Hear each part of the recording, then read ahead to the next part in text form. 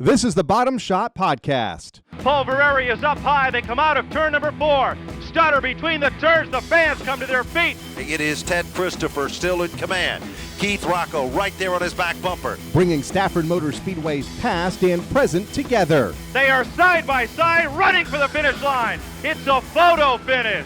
Deep into turn number 3. He goes in deeper than most. Christopher is in trouble. It is Keith Rocco to slingshot to the bottom, and he'll take down the win. A Stafford Motor Speedway production where we will hear from the personalities from the past and present that found success on the legendary half-mile oval. The scoreboard shows goose eggs as they wait. It's Pulvereri. He wins it by inches over Richie Evans in the Spring Sizzler. Unbelievable chain of events. Now, here are your hosts, Paula Root and Kyle Rickey. The Bottom Shot Podcast is on the road again, but this time only, a couple of miles from the Stafford Motor Speedway in Willington, Connecticut, just on the other side of the Stafford town line, with our 2021 late model champion, Michael Bennett. Came right down to the final lap of the final race, and a point tie with you and Adam. When all was said and done, you were able to take home your second late model track championship, though. Congratulations on a great 2021 season. Thanks, appreciate it. Yeah, it was that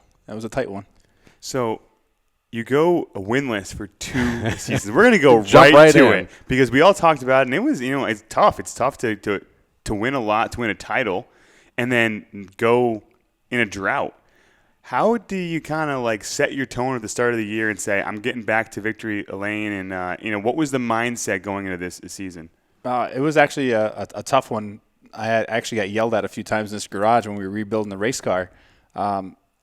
We hadn't won races. Well, I hadn't won races those 2 years. My guys had, were fans in the grandstands for those 2 years.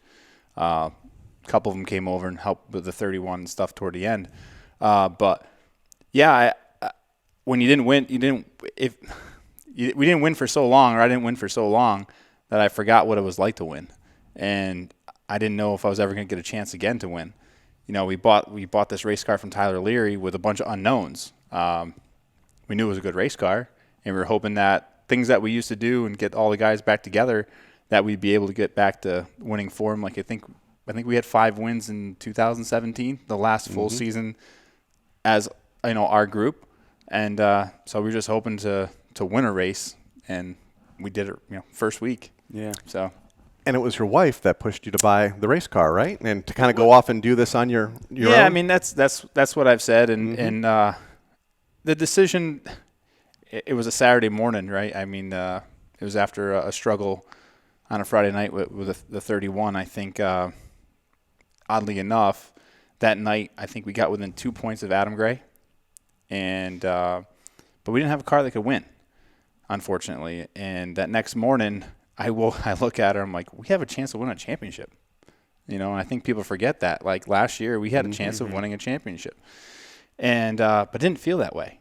It was hard, and she just she says to me, she's like, I can see it in your face. I can see it the way you're reacting. Like all week, you're not the same guy with racing. She's like, I think that if you're going to go back racing next year, if that's what you choose to do, you have to leave the 31. You got to do it on your own. And I listened to her. I was like, how are we going to do that? We had no equipment. Right. We sold everything. I've never done drugs, but this has got to be something close to a drug, right? I think we've heard say. We've heard that from a few guys. No one can elaborate on that one. Yeah, I mean, honestly, everything was gone, and we had to rebuild. We didn't have a pick cart. We didn't have a trailer. I had the old tools in my toolbox in my house. That's the only thing that we had, and the possibility of getting all that stuff back and to go win a race, I don't know how many days is the Sizzler now. We didn't have the race car this time last year, and to get it all put together and to go win races again, it just didn't seem like it was feasible. But we had that conversation, and we talked to a few people, and we were able to get it done. So I think that's an interesting point. I want you to kind of elaborate on and tell the listeners, like, the mindset of a driver is way more important than I think a lot of people realize, right? When you're going forward, passing cars, you have a different mentality when you strap in as opposed to when you're just looking to get back, to the top 5, to the podium. Kind of explain when when you're preparing to go to a race when you're doing well as opposed to when you're kind of struggling. So, as a rookie in the late models, I had a bunch of success going, up to that point with their stocks and limited late models, and we got to the late models and we struggled, and then we found our stride over the years. Won races here or there, nothing more than 2 races. I don't think we had multi wins till like or more than 2 wins in one season till 2015. But when 2015 hit, mentally, like you were saying, I drove into the racetrack with that trailer, and I said, I hope they're all looking. Mm-hmm. I hope everyone's looking. Bennett's here. Yep. And that's the best feeling, right? Because if you're confident pulling into the racetrack, you're confident throughout practice, you're confident throughout the heat race, you're confident throughout the feature. You know that you've brought your best stuff. So when you get to that point and then you lose it, like we did when I was driving the 31, I came to the racetrack with the 31. Is this going to be the night? It was hard. But then we unloaded this race car, the open practice. I think we rented the track. We did rent the track to get back acclimated with Bob Phil. And I knew we rented the track, and we were running some good lap times. Car wasn't exactly the way I liked. We made a few changes, came to open practice, and we were lightning fast. And that was it. I was like, everyone saw our name on the top of the chart, and we were a couple tenths faster than everybody at that point. And I was confident again. Mm-hmm. I knew that every pass that we were going to attempt, the car was going to be there. That everyone, once again, was looking at our trailer when it pulled in. And like I said, it's just like a hypothetical, but that's the way you got to think. Got that confidence, and that's what made every move with 20 laps to go in the race, multiple times this year, with like 20 laps to go in the race, we were on pit road. Mm-hmm. I think one night, Paul, you came up to me. I think I was walking out or something. You're like, "Oh, where'd you end up tonight?" I was like, second. He goes, how'd you finish second? I think I was behind you in the pits. Yeah, you're like, what? How did you finish second? I'm like, the holes opened up. Yeah. And but we had a good race car, so the confidence is put the race car in that hole, and it should stick. And as long as things work out, so yeah, confidence goes a huge way. And this race car, we got our confidence back. Or me driving the race car, I got my confidence back. Drivers say confidence is a big piece of it. Momentum, a big piece of it. You started the season with 2 wins. How important is that? Well, it was huge, right? Because the first win, we got it out of the way. I've always felt that way. You win the first race, the pressure of winning that is over. Your mindset doesn't go, oh, we're going to win the championship. Right. It was like, how many can we stack up? Are we? Then if you go in a little drought, how long is it going to take to get back? Or are we ever going to get back? But to win the second one, like back to back, I think that was the first time since 2015 that I think we did in 2017. I think once. It was huge, but the first 2, it was crazy. I think we've won some sizzlers before. This was the opener or whatever, but struggled the next race. Not this time, and it was just the car was on. It just set the tone for the season. Yeah, and it was interesting because the caliber of drivers that started this division is unbelievable now. So I think everyone was kind of surprised that someone was able to go back to back to start. Talk to us about how this division has evolved and how currently, there's 10 different winners in the division in 22 events. 20 events. That's crazy. And to see a guy like John Blake get a win, the Saunders get a win.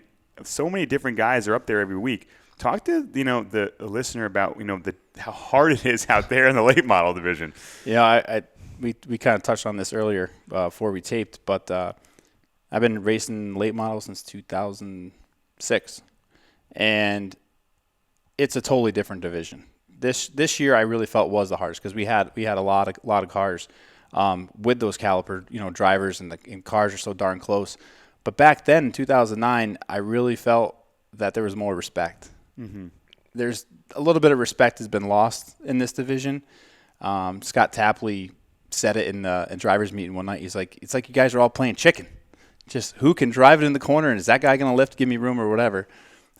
Which I think once all that's settled down a little bit, some racing got really good. Yeah. And that's when it got really competitive because everybody was able to keep their wheels on the car per se. There was a good stretch there in the summer, and they were able to work on the race cars, and then they were able to go out there and have those strong finishes. I mean, we started off the season, like I said, couple tenths ahead of people. It said on the speed chart, and then everyone caught up so quick. And it's because their drive, just like ours, to get better and to win, and it proved it. It definitely got harder for us. I know that. Driving the car, I was like, this guy was easy to pass there early at the beginning of the year. It's like, Paul, like you, No. I mean, he's not lying. and no, I mean, it just things weren't as easy because everybody, stepped up their game, and like there's 20 of us that, I really, John Blake, I raced against him when I was a rookie. Yeah. I mean, and to get his first win this year. It's cool to see. It's very cool to see. And I hope that there's other guys that, see that and they work harder this winter and say, well, it took him that long to get his first win. I can still go get my first win. I want to expand on that one thing that's really cool about this division is how the cars kind of are the same cars that a lot of people have been driving for a long time. John Blake's car was Tom Fox, the race officials' last late model. Wow. So, I didn't know that. That's really cool about these cars. I want you to kind of talk everyone through about, how challenging these cars are to drive, how hard they are to set up, and just how hard it is out there. And just you combine the two, they're beasts. They are. They are beasts. They get beat up, because we're all sliding around in there, and like I just touched on, we're all going for the same hole, right at the end of the straightaway. They haven't really changed at all. Yeah. And that's the beauty of it. We know we've gone to different, tires and stuff like that. But the mechanics of the car is basically the same, which has made everything consistent. But there's some different things that you can do these race cars now because everyone's been working on them for so long. Well, that doesn't work anymore, or this doesn't work anymore.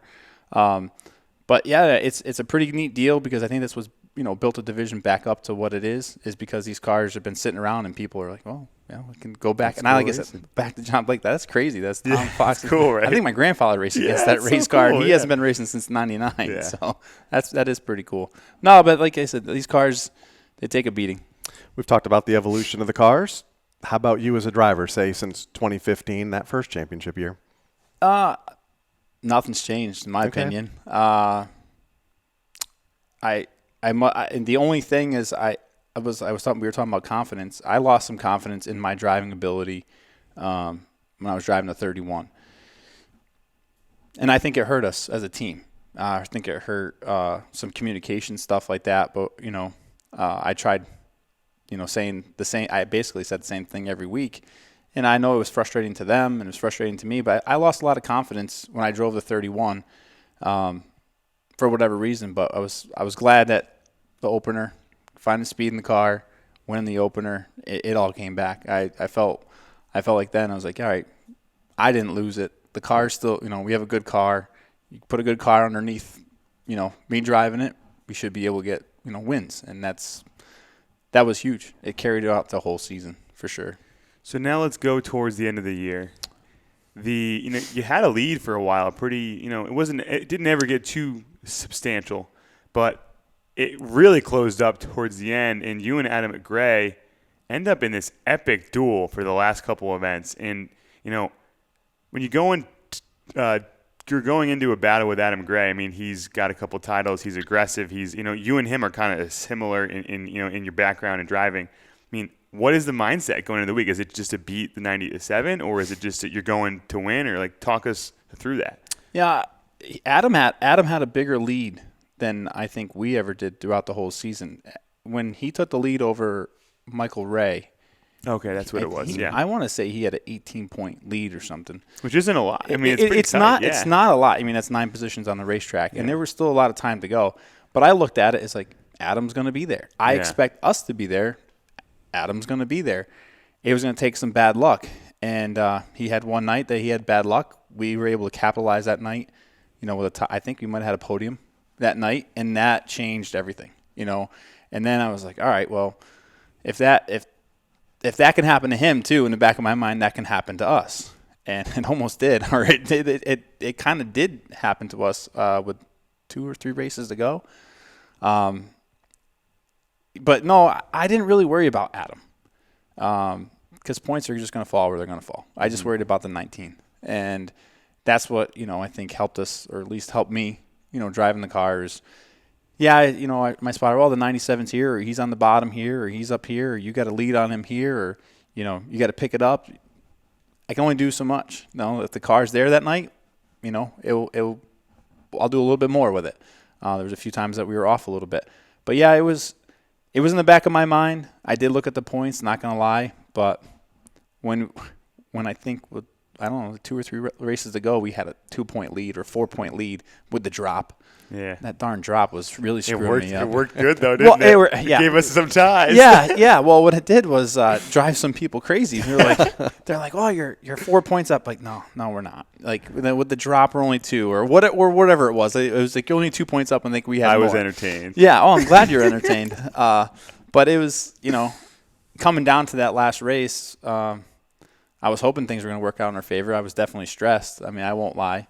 But yeah, to have it end up in a tie, and having those 5 wins that were so important now. 4 wins was more important because Adam ended up with 3, and I don't know where the second tiebreaker is. Second place. I think he probably would have beat us. I didn't look at it, but he had a lot of seconds. We had 3 or 4, something like that, but I think he had a lot more, and that would have been the deal breaker. So. All right, so you touched on it. Take me through the emotions of that last feature of the season, and were you paying attention to the 97 any more than the prior 19 weeks? Not to the point where he was behind us. I didn't care. I knew we were starting ahead of him, and we were starting on the bottom, I believe, and we were just in good shape. Yep. In my opinion, the car was fast in practice.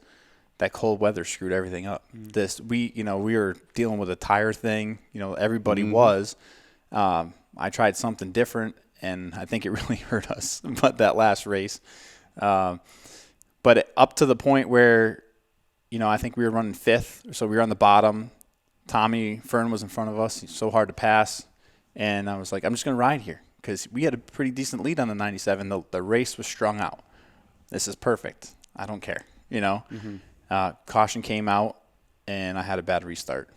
I had a bad restart, and Adam, he was coming down regardless. His back was against the wall. He was in a different mode. Yeah, he was in a different mode. I almost would rather have been Adam in his situation, right? You just got to go forward. Mm-hmm. I wouldn't say I was protecting, but I was protecting. Mm-hmm. Just thought we were, like I said, just in good shape there. The restart came out. He pulled down in front of us, or whatever. Came down in front of us, and I'm like, all right, well, we're still decent. I'll just follow him. Like, we've been able to stick with him all year. No, he was gone. Like, what the heck just happened? And then I literally watched him get in the lead, and I'm like, this is not good. I don't know. I think we had a caution a few laps later. I think he was leading, and I got yelled at from all my guys. And I actually at that point I felt defeated. Came over the radio, and I said, I'm sorry, guys. I screwed up on that restart. Just didn't time it right. And he was able to get down, and I got bitched at basically on the radio, and we still weren't in good shape. We were 4th. I mean, if a caution came out, it was going to be even worse for us. But luckily that it got strung out. We were 4th. Ironically, the 31 was in front of us, and actually my biggest fan was Kevin Gammacorda. I was his biggest fan, like I should say. And I'm watching Kevin. As much as I'm still driving the race car, I was able to see what was going on. Yeah. Still stayed aggressive, as aggressive as I could be at that point. But I saw the 5, and I'm like, Adam's not going to let him by, but that could be a good thing because Kevin had a good car. I could see where Kevin was able to point his car, and he kept pointing it underneath the 97. I'm like, that's perfect. Adam's either going to try too hard, make a mistake, and I get it. Because he knows where we are, I'm sure. Someone's probably telling him. And that actually slowed everybody up enough where I was able to catch up even more. And I had to, as soon as I got to that 31's bumper, Woody Pickett said, yeah, you put the V-plow down, buddy. And I said, yeah, that was basically it. It's short track racing. We needed that spot, and I had to take it. However it was going to be done, I had only a few laps to go as well. It was only a few laps to go, yeah. And honestly, I was more concerned about a restart. I mean, yes, the points, but a restart for sure. So when you got by him, did you know you were in a good spot there? I knew we were tied. Okay. Yeah, I knew we had to be in 3rd, but it wasn't like the 31 was going to give up. He had a good car. He's probably a little ticked off on how I passed him. So I was expecting anything, just especially the way he tried to win a race with us. That was a wild finish, too. It was a wild finish. So many of those this year. So that was in the back of my mind. I'm like, well, he did that then to win a race. I don't think he'll do it for third, knowing our situation. But I think we pulled away just enough, on him that situation didn't happen. And it was coming out of turn 4. It was like I felt like the first time I took a breath in a month. That's what it felt like. And then you got to victory lane, and there was a lot of emotion. Yeah. I mean, there's just – I'm an emotional guy. Mm-hmm. I wear my heart on my sleeve. I'm a huge Patriots fan. When it comes to sports, even my son playing Little League and basketball, I've been yelled at from refs and umps. I'm just passionate about the sport, competition. And so, yeah, I mean, the whole season was very tough to win it in a tie, which, is incredible. Didn't want to be that close because this is actually our first championship. This is our third championship, but this is our first championship we didn't clinch on the final Friday night before. Oh, okay. So that was a little more stressful, So you had to work for it. Had to work for it, and that's fine. That's what made it entertaining for fans and stuff. But yeah, no, it was nice to finally get out of that race car because you guys held us in there. We finished third, and you had to do all your stuff, and you held us in the race car, and I don't know, I couldn't even think. It wasn't until I got out of the race car to say, now it's time to celebrate. We actually did it. So you've had a few titles at Stafford. This has got to be up there on, possibly the top of your list of all your titles. But kind of talk to us about, being from Stafford, growing up around the track, winning these titles. That's got to be pretty cool. You grew up at Stafford Speedway. You're a multi-time champion now. You did it with your own team after some adversity. It's got to feel good. Oh, absolutely does feel good. Like you said, I grew up there and didn't really think I was ever going to race. I watched my grandfather race. That was my dad did race, but I don't have many memories of that. I was really young. But my memories were of my grandfather, racing. Sitting in the grandstands, I never thought I was going to race a race car at that point. It just didn't dawn on me. And the way you just said it right there, I guess I really haven't thought about it. I expect to win. I do this to win. My guys do it to win. And so, yeah, I can't say that we expect to win a championship, but to win 3 of them, yeah, it's pretty impressive, I'd have to say. My grandfather raced for over 15 years, never won a race. To say that we've won 3 championships and a lot of wins. We have over 46 wins or something like that. Mm-hmm. It's just crazy. You're in the history books up there, pretty in the top 10. Pretty far up on that. It's on in the win top list. 10. Yeah. So that's pretty cool. So when was the point where you're going to Stafford as a fan, watching your grandfather? What was the point that you said, I want to drive? Me and my brother always wanted to drive. Yep. Right. We always hounded my dad for a go-kart. I want a go-kart. What are you going to do with a go-kart? My dad couldn't get us a go-kart because he was working on my grandfather's race car. So we kind of took a back seat to that. I think, that was our Friday nights, like a lot of people's Friday nights, especially being from town. That was, and I got an opportunity to I was at work one day with Rick Casagrande, and he says, well, when are you going to get a dare stock? What? What do you mean? Where'd that come from, And I was working on Woody Pickett's cars at that time, his Thompson and Stafford cars, late models. And I was like, I don't know. Of course, I'd love to race. He goes, I'll give you some money, find a race car. And that was it. It just snowballed from there. So it was never you looking to race. It kind of you wanted to, but it wasn't like I have to do this. Yeah, I never, But the opportunity came to you. The opportunity came to us with Rick. He says, I'll give you some money. And, it wasn't enough money to buy a race car at that time, but it was some. It got, like I said, I put it in motion. I emptied the savings that I was living at home. I emptied whatever I had for savings, his money, and my grandfather gave us some money. We went and bought a dare stock, and like I said, the rest is history. We won our 3rd race out. There was 30-something cars at the fall final for a dare stock, and I didn't know what the heck I was doing. Never raced a go-kart. The first thing I ever raced was a dare stock. It's that Stafford. He's got Stafford Speedway in his veins. Well, honestly, you do because my brother only drove the dare stock a couple times in a practice, and he was going to race it one night, but he got wrecked in a practice from the run a race car driver, so he didn't get his opportunity. But like, he knew, and I knew, like, oh, that's where you go into turn 1. You watched everyone do it for so many years. That's how you drive turn 3. And if you're in this situation, whatever. But I watched turn 3. I watched turn 3 for, the bottom shot, right? That's what the podcast called. Bottom shot down turn 3. Shot. I thought I was doing it right for so many races. I'm doing it. My brother's like, what are you talking about? I'm like, oh, I send it down turn 3. No, you don't. And I was like, yeah, I do. And we had won a few dare stock races at that time. And I said, just like we watched, like as a kid, we watched those guys. No, you're not doing it. The dare stocks had to be pushed to the backstretch for, I think you guys had the tour cars there. So we used to go to the backstretch for practice or, with our trailers. And went on the racetrack, and I'm like, I'm going to show my brother. I'm going to show him that I send it in there because he was going to stand right there. And then I drove in a little bit deeper, and the car stuck. So, I wasn't driving in there. Yeah. And then I learned right then, and it was that moment. We won that race that night, but it was that moment that I realized, that's how you drive turn 3. So yeah, I mean, racing that's just where it took off. Dare stocks, and like I said, just snowballed. And for those that don't know, dare stocks rebranded as the street stocks a couple of years ago. A little different cars now, though. Little different. Little different.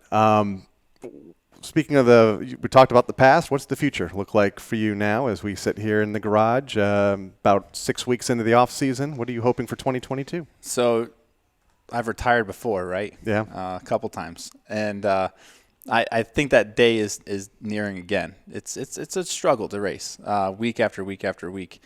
But it's not happening next year, so you don't have to worry. I'm like, I was like, you just told me he's going to put a body on this car. Yeah, I mean, as you can see, the day after, a few days after, something like that, I had this thing stripped apart. Body was in the trash because we got ran over and the roof was destroyed. Happened to you a few times this year. Yeah, well, one was the back and one was the front actually hit my helmet. I showed you my helmet. The tire or something, the roof came down, hit my helmet. That was a little scary, but otherwise, I had to get rid of the entire body because of that. So we're rebuilding. I mean, and hopefully I'll set the goals for next season like we did for this season. Just go try to win a race and then see what happens from there. Well, we're glad to have you on the podcast, and we're honored to call you a champion for, another time. You're up there in the history books at Stafford, and we'll have to have you back on the pod at some point, and we'll do a full Michael Bennett podcast for all the fans out there who love the Magnum. I remember you posted something. I made a post about the podcast that you guys, because I watch them all. You guys posted something. I liked the comment or something, and you wrote, "Well, you'll be on there." Well, I didn't know it was going to be this way, but I'll take it. I'll gladly go the other way, but this was I'll rather take this one first. Because the champion won, right? Yep. Well, we're honored to have you as a champion, and congrats on your season, and we look forward to doing it again next year. All right. Well, when is it? November 3rd. I'll see you next year. All right.